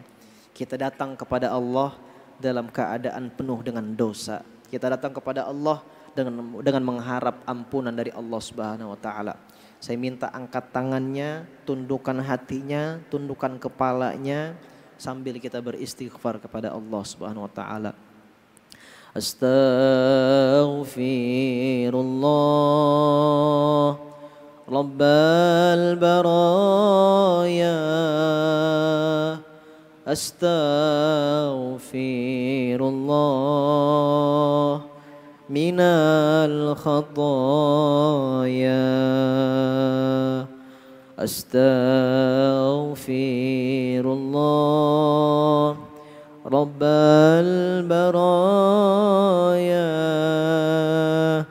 Astaghfirullah minal khataya. Ayo sama-sama pakai hati.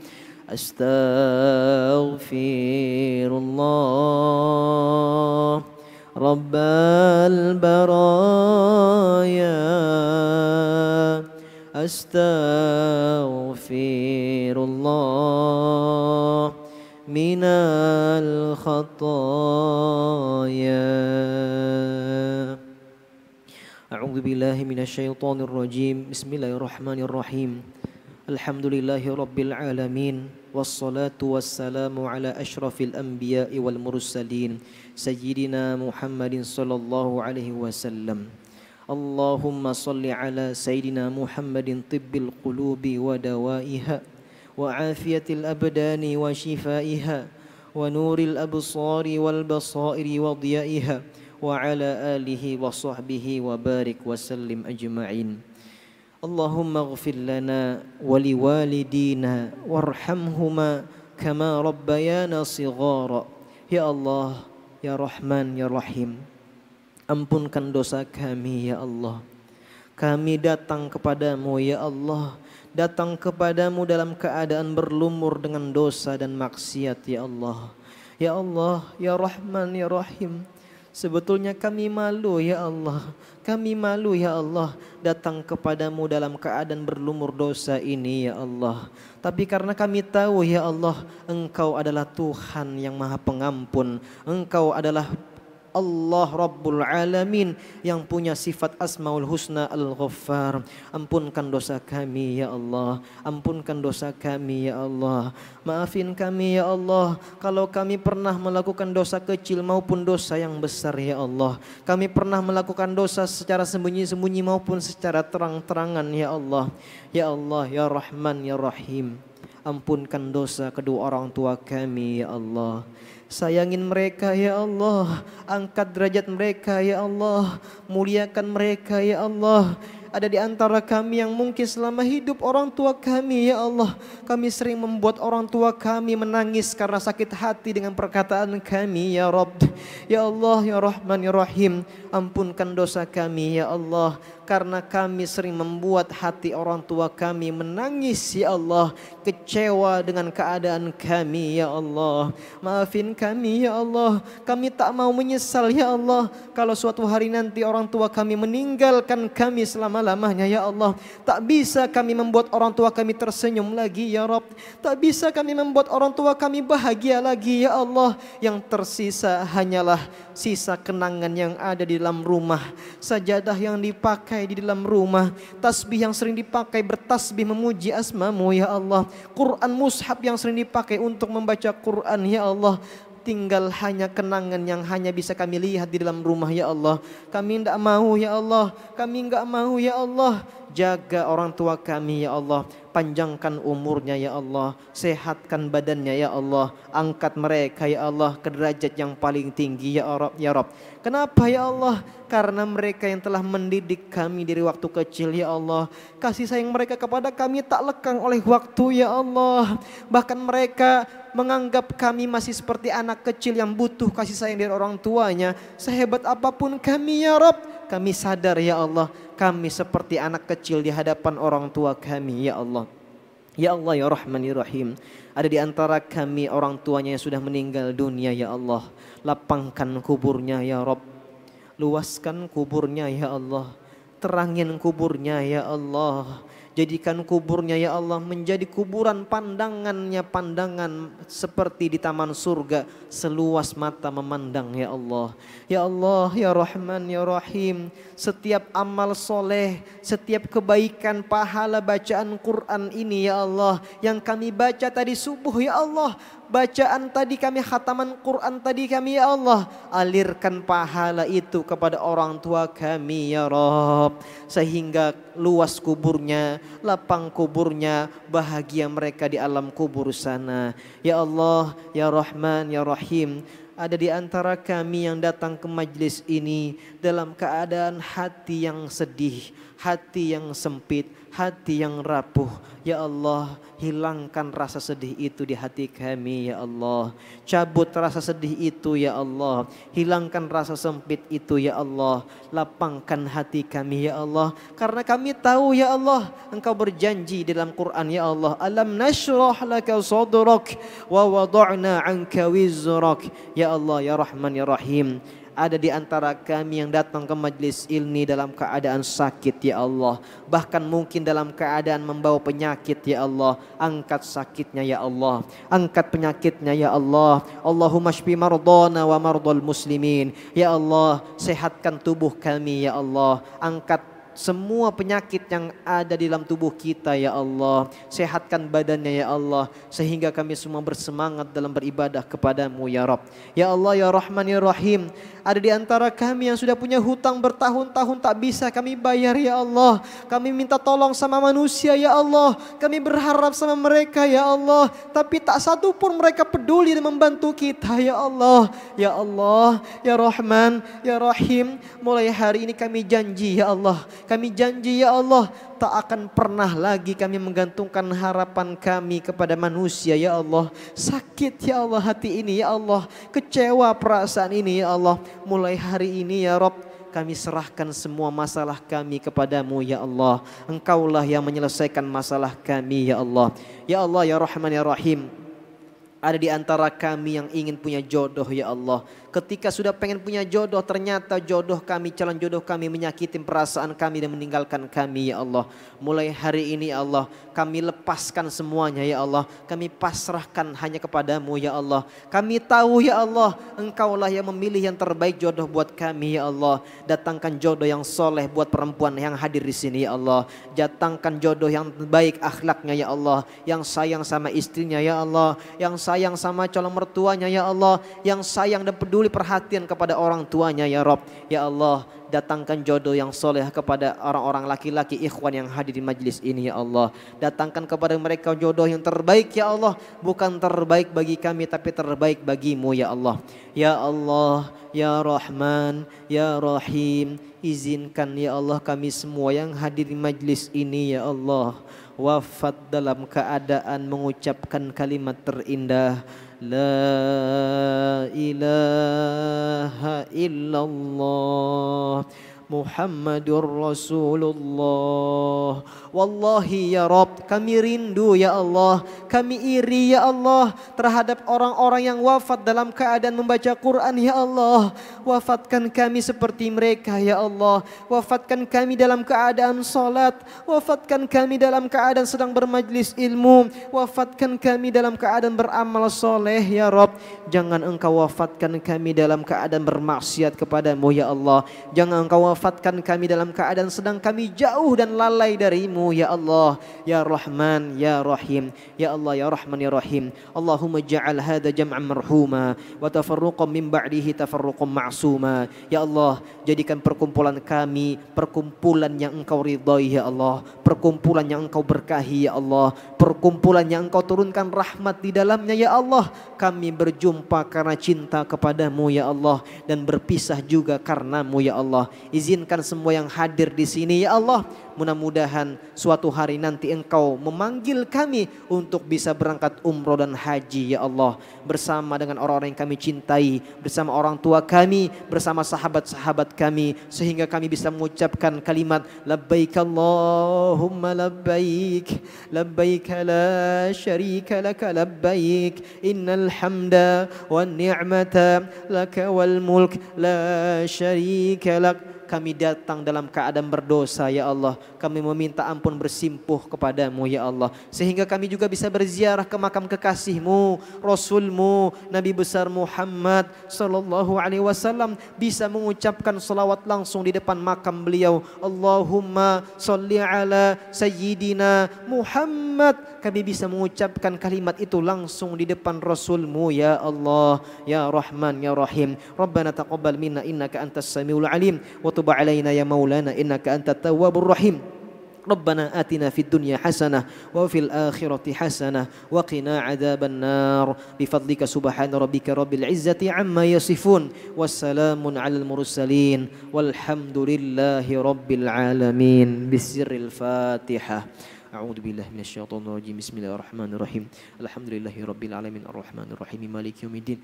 Iyyaka na'budu wa iyyaka nasta'in. Ihdinas siratal mustaqim. Siratal ladzina an'amta 'alaihim ghairil maghdubi 'alaihim waladdallin. Qabul insyaallah. Teman-teman, sebelum ditutup izin, siapa di sini yang pengen berangkat umroh? Coba angkat tangan. Masya Allah. Mudah-mudahan yang hadir di sini kita bisa umroh bersama-sama, berangkat umroh menuju ke Baitullah insya Allah. Bisa mengunjungi makam Rasulullah. Terakhir saya minta waktu 2-3 menit. Saya minta semua tadi yang pengen berangkat umroh sekarang pejamkan matanya, sekarang tunduk, lagi bayangin ada di depan Ka'bah, lagi umroh bersama orang-orang yang dicintai. Sebelah kanan orang tua, sebelah kirinya adik dan abang-abang kita. Bayangkan lagi berada di depan Ka'bah dan doa sama Allah, minta sama Allah sehingga berhak kita dipanggil Allah untuk berangkat umroh ke Baitullah. Saya izin membacakan simulasi sholat di Masjidil Haram yang dibacakan bilalnya oleh Syekh Ahmad bin Mula, imamnya Syekh Abdurrahman As-Sudais. Allahu Akbar, Allahu Akbar, asyhadu an la ilaha illallah, asyhadu anna Muhammadar Rasulullah. Hayya 'alas shalah, hayya 'alal falah, qad qamatis salatu, qad qamatis salah. Allahu akbar, Allahu akbar, la ilaha illallah.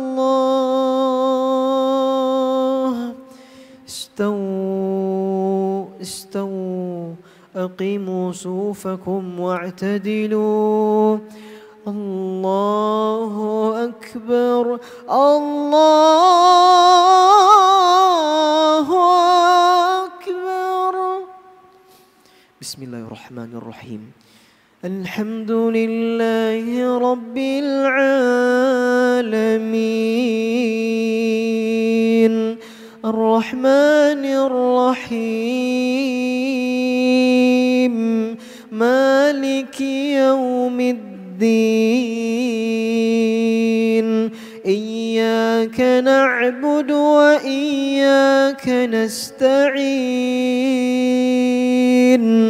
اهدنا الصراط المستقيم صراط الذين أنعمت عليهم غير المغضوب عليهم ولا الضالين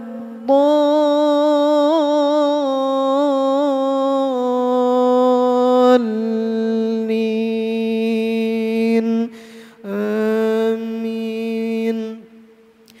قل اللهم مالك الملك تؤتي الملك من تشاء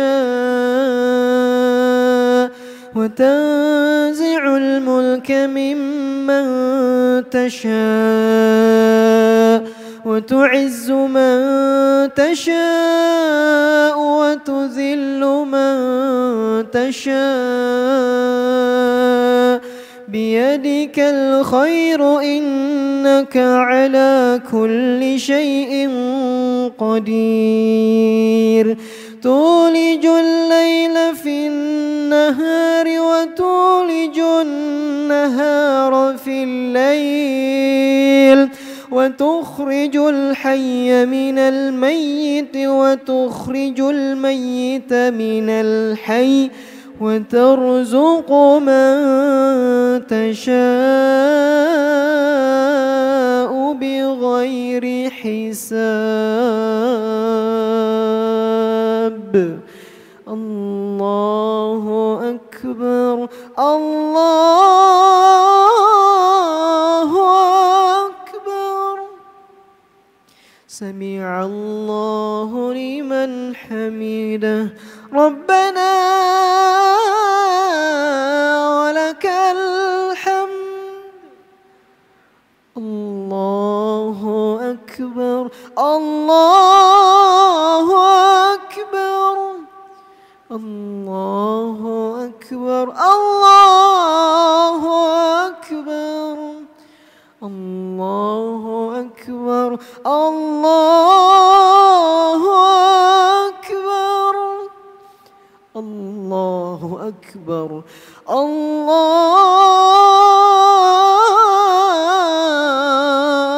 الله أكبر السلام عليكم ورحمة الله السلام عليكم ورحمة الله السلام عليكم ورحمة الله السلام عليكم ورحمة الله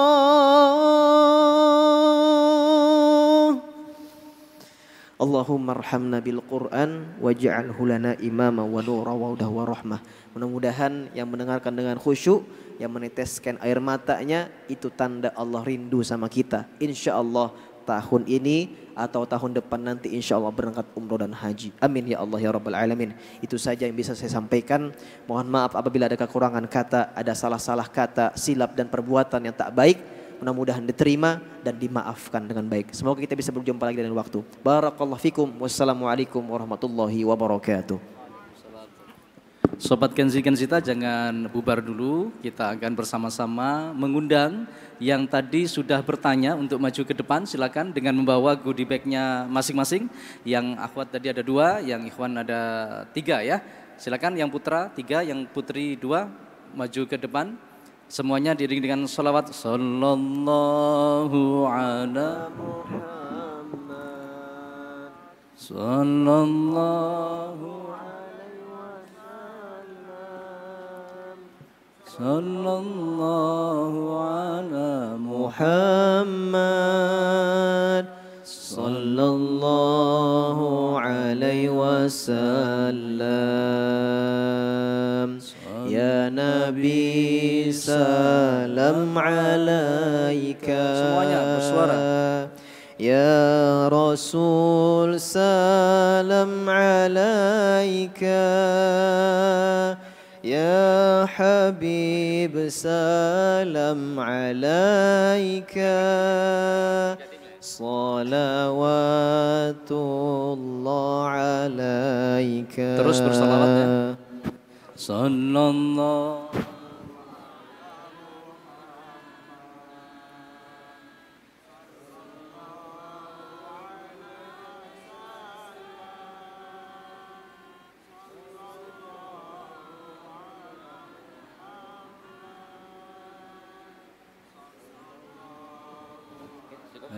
wasallam. Terima kasih semuanya. Bank Jatim Syariah, terima kasih. PT Batu Licin 69, Yayasan Haji Maming, BHS Tax, Parfum, dan semua yang mendukung acara ini, terima kasih. Sampai jumpa pada acara MSG bulan depan. Sobat Kenzi, Kenzita, semua harus tetap semangat untuk menjadi bagian dari perubahan di Republik ini.